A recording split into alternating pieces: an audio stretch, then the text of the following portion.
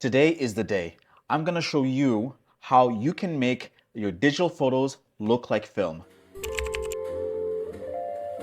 So, quick disclaimer, I am not going to try to replicate any specific type of film stock. What I'm looking for is the vibe of film. Specifically, I'm looking for the imperfections, I'm looking for the colors, I'm looking for the texture and all that vibe. Let's do this. So the first thing that I'm gonna do is I'm gonna jump on the application called Afterlight. And it looks like that. Focus, focus. It looks like that, Afterlight. And I personally pay for this version because it's honestly very, very cheap. And it's the best app, in my opinion, to make digital photos look like film. So let's jump right in. I'm gonna break this down into 3 easy steps because in my workflow, I edit a lot of photos and I don't wanna spend too much time on my phone. The first photo that I'm going to pick is going to be, let's say I pick this one right here. So right away, what I notice is that the photo is overexposed. So I'm gonna go into the adjustments and I'm gonna go to exposure and I'm gonna reduce that all the way right here. Okay, and now I'm just gonna click confirm. And then the next part is very important. So I'm going to go into the preset section and then I'm gonna scroll all the way till I see the instant 400 preset. So I'm gonna click that. And what that does is it adds like a green tint on the photo itself. And it also adds like all of the grain and the texture on it. Right now it's way too much. So I'm just going to reduce it just so that it's just enough, right about there. Then I'm gonna click confirm.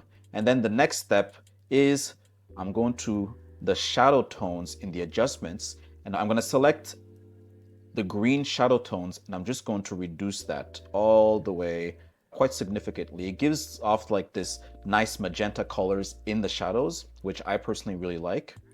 So I'm just gonna do that. And then something that I like to do, but I don't do it all the time, is I reduce the contrast just a little bit, just to take the edge off of the highlights and the shadows. And then that's it. So now I export that, save it, and then on to the next. So the next photo that I'm going to edit is going to be this one right here.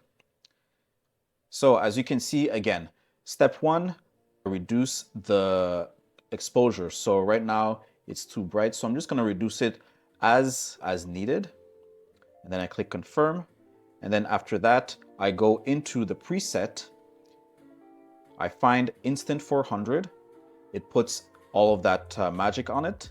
And then I reduce it just enough, quite a bit. Let's say till about 28 here. And then I go back into the adjustments. I scroll all the way to the shadow tones.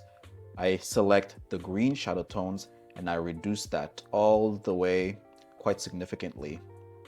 And remember, I'm not trying to replicate any like sort of film stock. I'm just trying to replicate the feel and vibe of film. So now, as you can see, it looks pretty cool. Honestly, like the colors, I already like them. There's not much change to it. Here, this is before, this is after.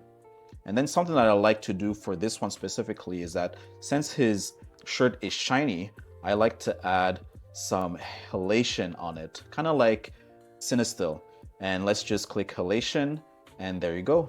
There's halation and it's a little bit too much for my taste. So I'm just gonna reduce it a little bit and voila, boom. Before, after.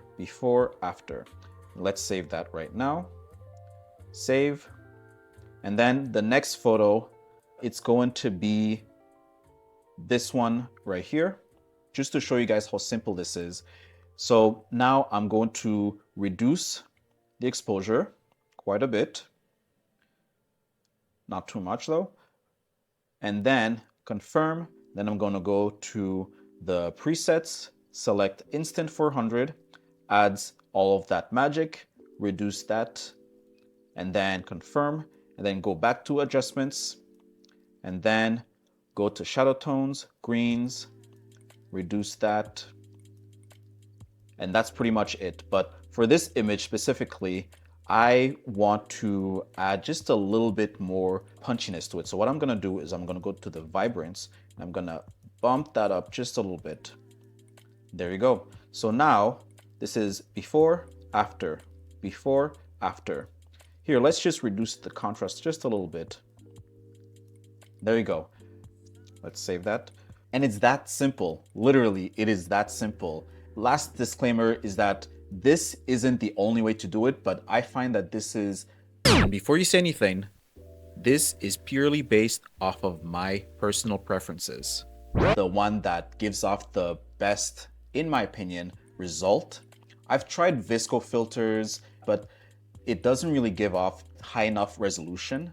So what I really like about the Afterlight app is that I can export my photos to max resolution so it looks good when I look at it on any screen. So in conclusion, here are the photos, the final result of the photos that we edited today. And I'm going to show you some more examples of photos that I use this technique to look like film.